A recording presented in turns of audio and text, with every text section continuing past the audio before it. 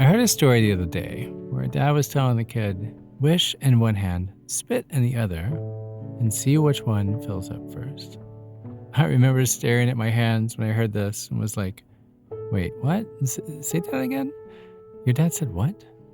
Wish in one hand, spit in the other. See which one fills up first.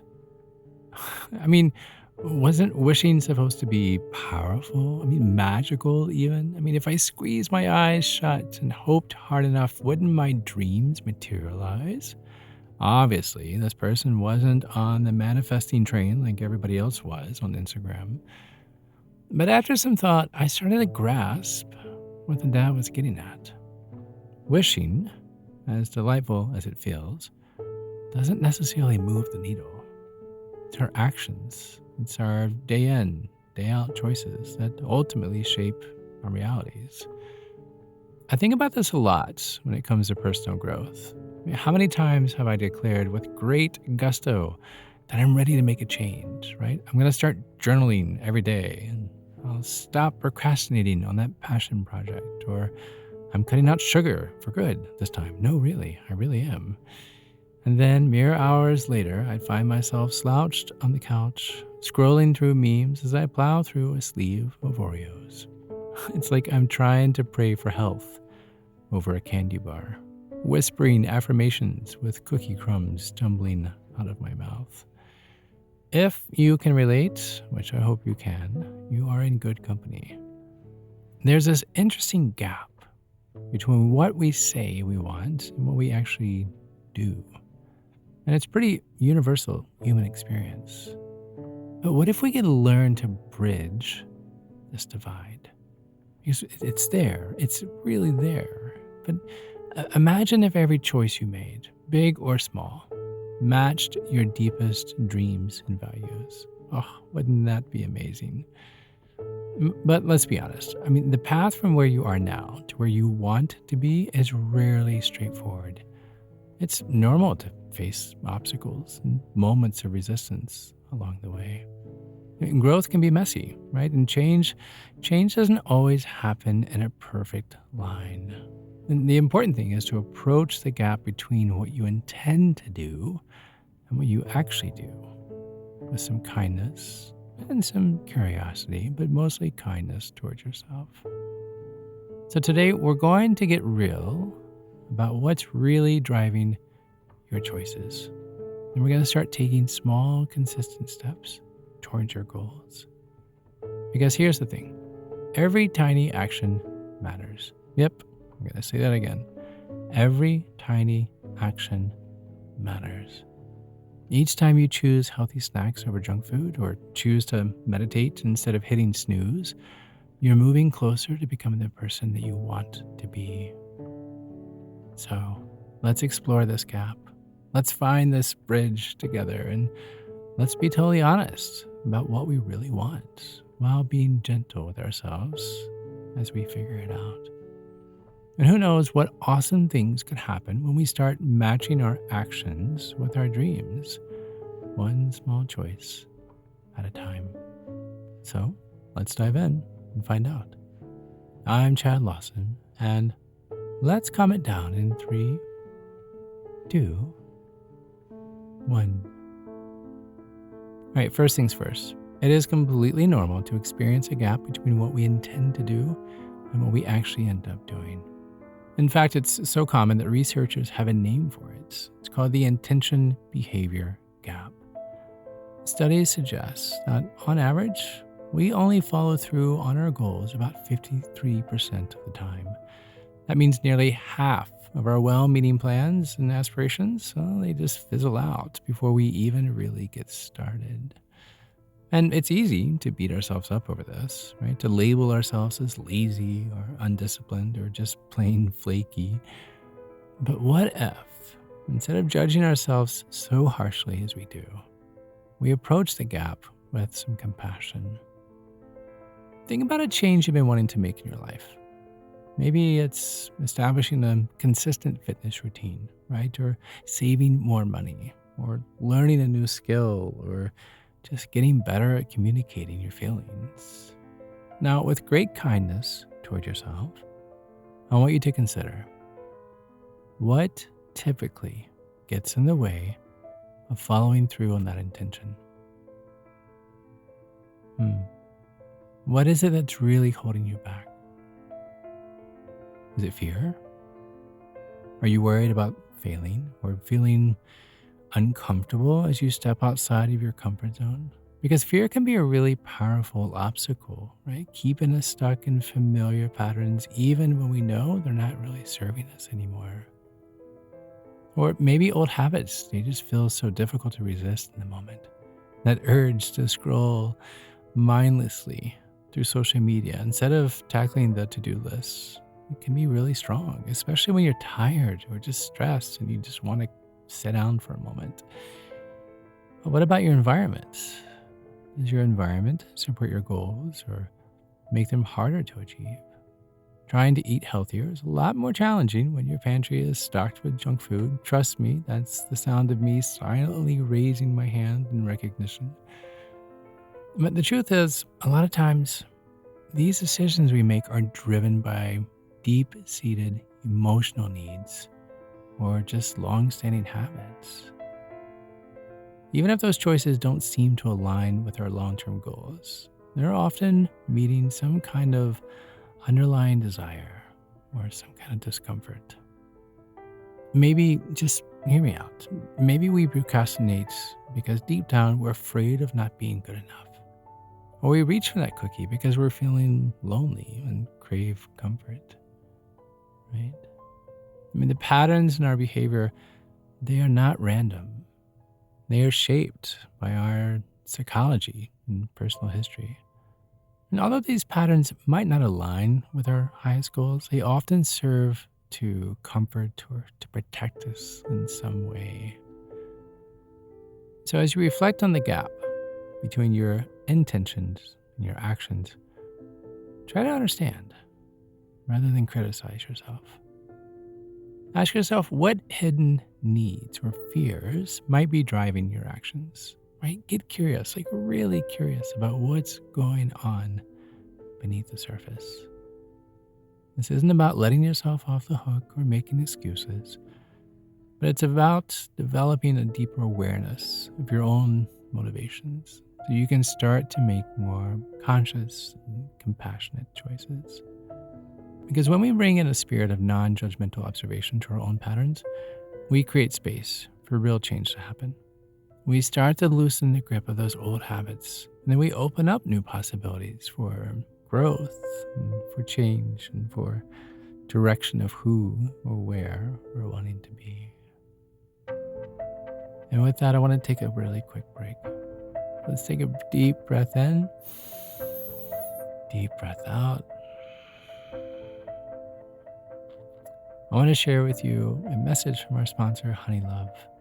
So guys, I know this might sound a little unusual coming from me as a guy, but I've got to share something that has been tremendous for my wife. You know how uncomfortable bras can really put a damper on your day? Apparently that's what I hear. I recently discovered a brand that is revolutionizing the way women feel in their bras, and I had to let you know about it. The brand is called Honey Love, and they've created bras that are so comfortable you forget you're wearing them. Their secret? Well, the supportive bonding that eliminates the need for pokey underwires and incredibly soft, stretchy fabric that feels like a second skin. I first heard about Honey Love from my wife, who is always in the hunt for a bra that looks great and feels even better. She's been raving about them and how they've transformed her comfort throughout the day. No more pinching or digging or constantly adjusting, just all-day support and a seriously happy wife. And who doesn't want that? So guys, trust me, when your ladies in your life are feeling confident and comfortable, it makes a world of difference. So if you're looking to score some major brownie points or just want to support the women that you care about, check out honeylove.com. And here's the best part. For a limited time, you get 20% off your entire order with our exclusive link, honeylove.com/calm, C-A-L-M. That's honeylove.com/calm, C-A-L-M, for 20% off. Help the ladies in your life discover the comfort and support they deserve with Honey Love. Now, back to our discussion on making lasting changes in our lives. because I want to get back to breaking down those barriers, right? Breaking down the barriers between what we intend to do and what we actually end up doing. So here's something really wild to consider.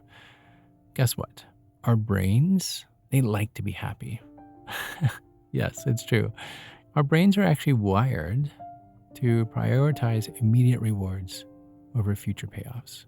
And this tendency is deeply rooted in our evolutionary history. I mean, think about it. For our ancestors, survival often depended on making the most of resources when they were available. I mean, probably if they came across a patch of ripe berries, it made sense to eat them right away. I mean, why save that juicy fruit for later when you might not even live to see another foraging season? But in our modern world of relative abundance and safety, that bias towards instant gratification can seriously undermine our long term goals, right? We're not foraging for survival anymore, but our brains, they're still operating on that ancient programming. We are drawn to the quick hit of dopamine that we get from social media likes or the sugar rush of that afternoon cookie. Those immediate pleasures are so tempting, and it can be hard to resist them in favor of distant rewards like better health or a finished novel because they seem or feel so far away. So, how can we work with the natural tendencies of our brains to help us do what we intend to do? Right? And how do we begin to close that pesky intention behavior gap? Well, one key is to get crystal clear on your why. When you're deeply connected to the reasons behind your desire for change, you're more than likely to follow through, even when the going gets tough. So let's say that your goal is to read for about 30 minutes every night before bed, right? That's a wonderful thing to do, right? So take some time to dig into the deeper benefits of this, right? Why are you making this habit? Are you craving more relaxation and peace at the end of your hectic day? Or are you looking to stimulate new ideas and expand your knowledge? Or are you just wanting to model positive routines for your kids, which is admirable as well? But really feel into why this change matters to you. Visualize how your life might be different if you committed to this practice. Right? I mean, imagine the sense of accomplishment and growth that you would feel. Anchor into that deeper purpose, and then come back to it when your motivation starts to waver. Or maybe your aim is to establish a daily meditation practice, which I highly recommend. It's one thing to think, I should meditate. I think it's supposed to be really good for me. But when you explore the heart of your intention, that's where the real magic happens. Perhaps you're craving a greater sense of inner peace and self-compassion, right? You want to be less reactive in your relationships, or more present, or more patient with your loved ones. Or maybe you're seeking a direct line to your own intuition and creativity, or maybe you're seeking just a higher purpose, right? Or a higher presence, and you're just wanting to know where you are in that. A way to tap into those feelings, those connections, those purpose. Because when you connect with those soulful reasons, suddenly the thought of hitting the snooze button, it loses its power. Sure, you might still feel some resistance some days, that's totally normal. But when you have that deeper why to come back to, you are far more likely to show up on the meditation cushion. It reminds me of that powerful quote from Nietzsche. He who has a why to live for can bear almost any how. I'm going to say that one again because it's thick. He who has a why to live for can bear almost any how. When we are anchored in a sense of purpose, we find reserves of strength and resilience we never knew we had. So take some time to get radically clear on your why for the changes that you want to make. Write it down. Put them in a journal. Put sticky notes with your intention all over the house. Say it out loud every morning as you wash your face and brush your teeth. Feel it in your bones. Know the why. Let that deeper motivation be your guiding point, the North Star, as they call it, right? Guiding you forward through these inevitable ups and downs that you're going to go through because it's growth. Because when you are grounded in real purpose, anything becomes possible. You start to develop what researchers actually call self-regulation, the ability to manage your thoughts, the ability to manage your emotions and behaviors in ways that align with your goals. You learn to write off the temporary discomfort of skipping that cookie, knowing that the long-term rewards are so much sweeter. You start to make choices, not from a place of autopilot, but from a deep connection to what really matters the most to you.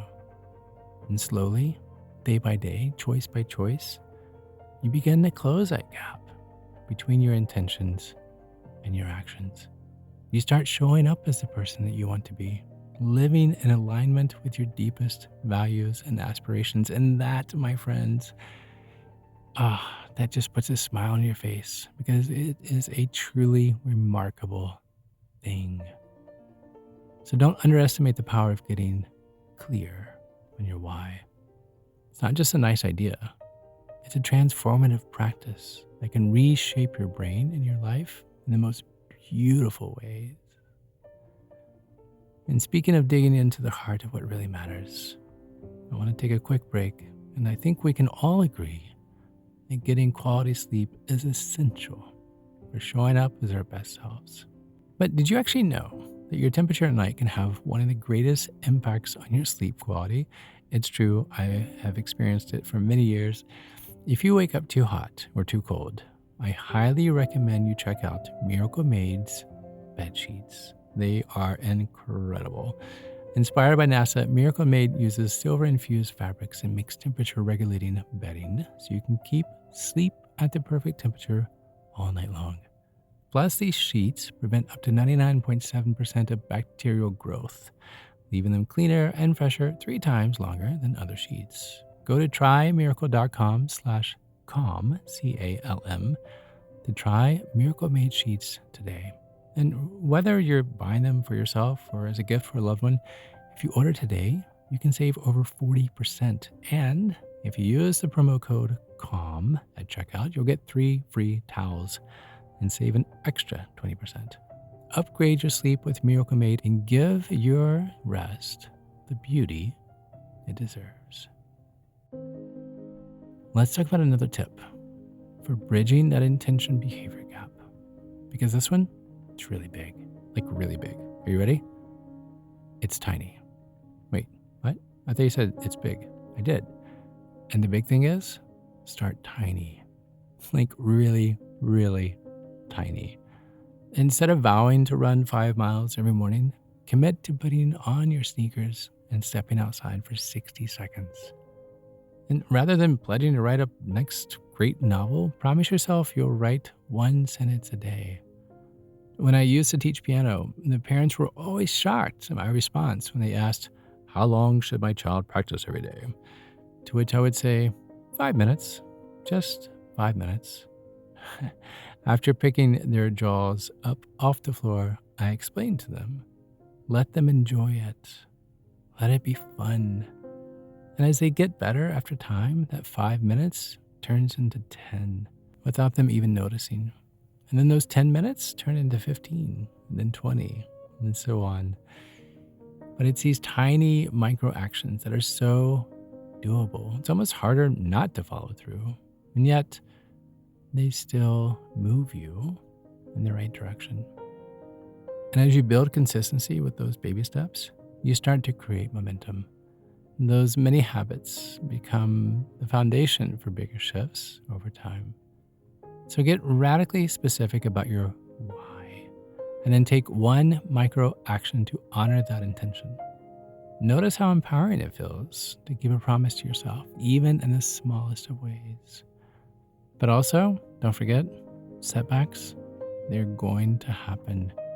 We are imperfect humans, and we will inevitably stumble along the way. But here's the beautiful thing. Each moment presents a fresh opportunity to realign ourselves. Think of it like this. Every time you choose an action to bring you closer to your deeper values, it's like you're placing a vote for the person you want to become. Did you hear that? Every time you choose an action to bring you closer to your deeper values, it's like you are placing a vote for the person you want to become. Did you skip your workout today? It's okay.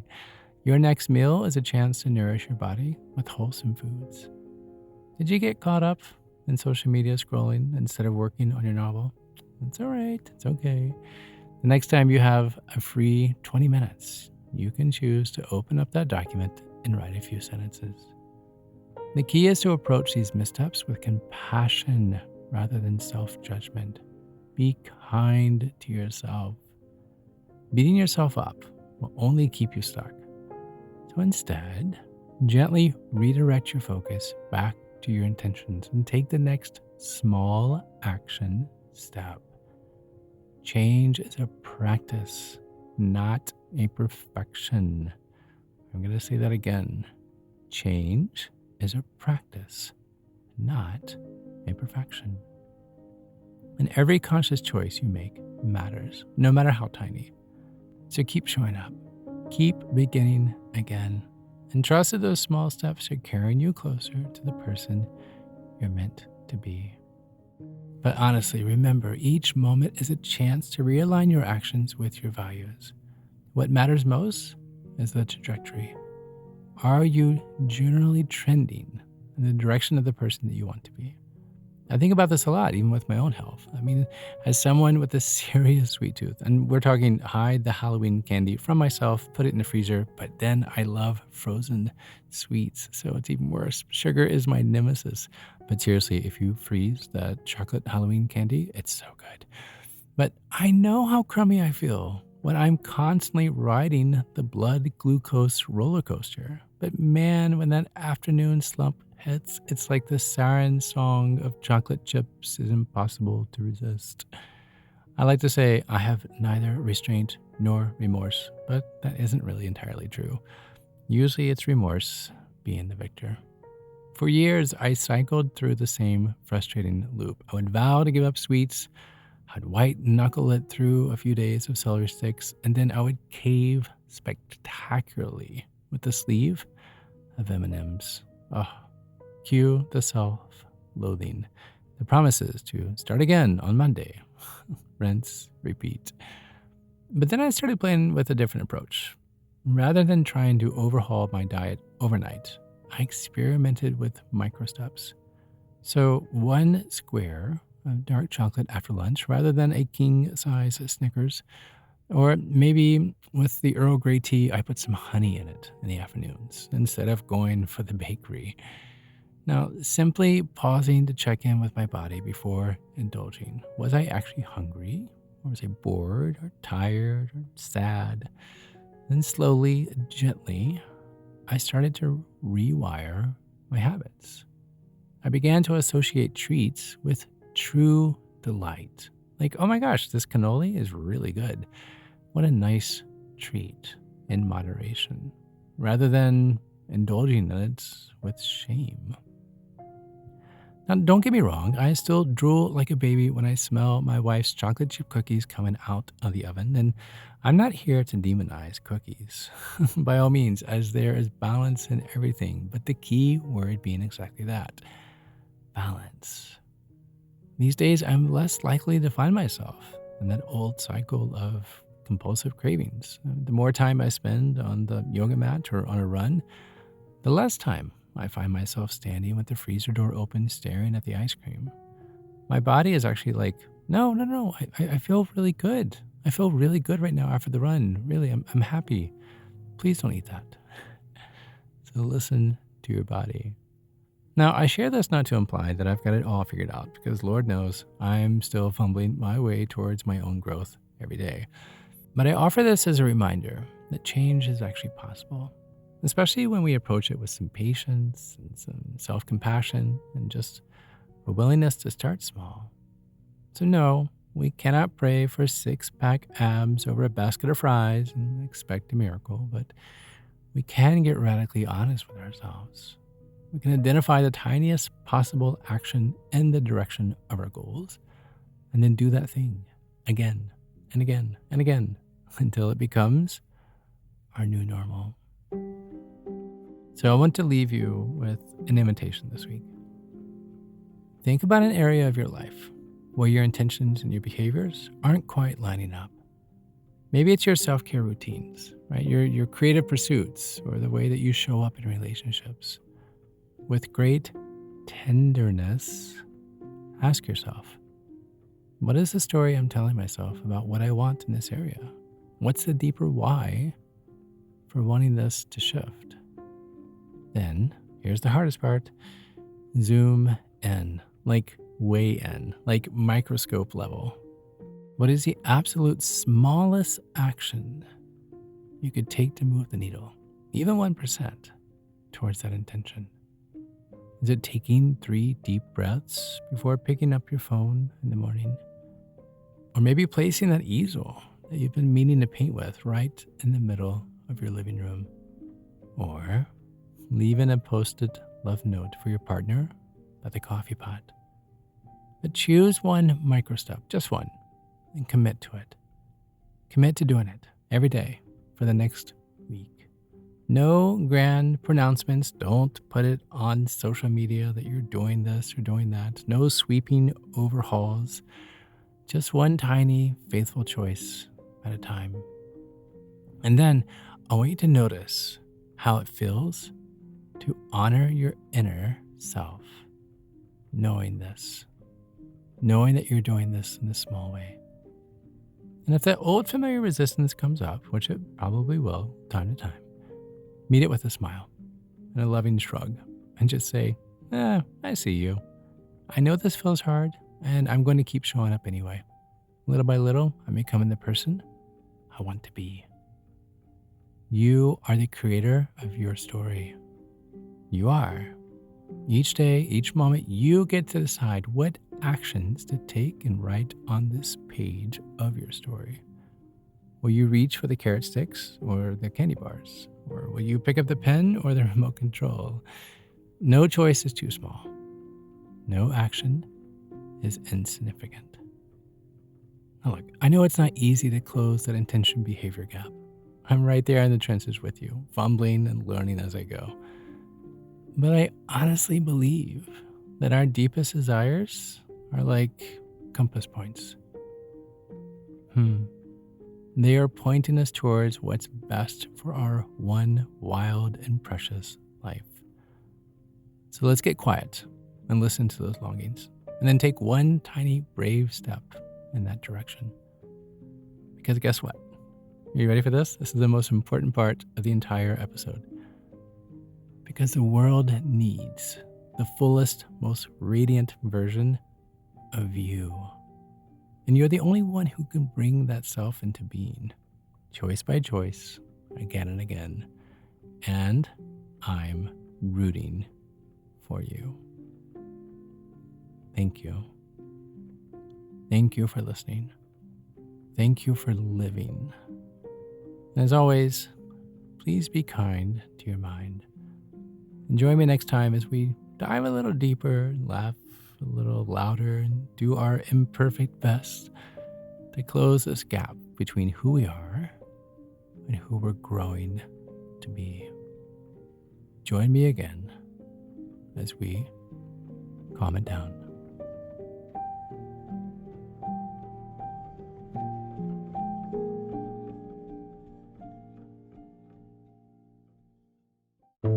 To find more episodes of Calm It Down, see where I may be appearing in your area, or just simply want to know where to send me some chocolate chip cookies, visit calmitdownpodcast.com.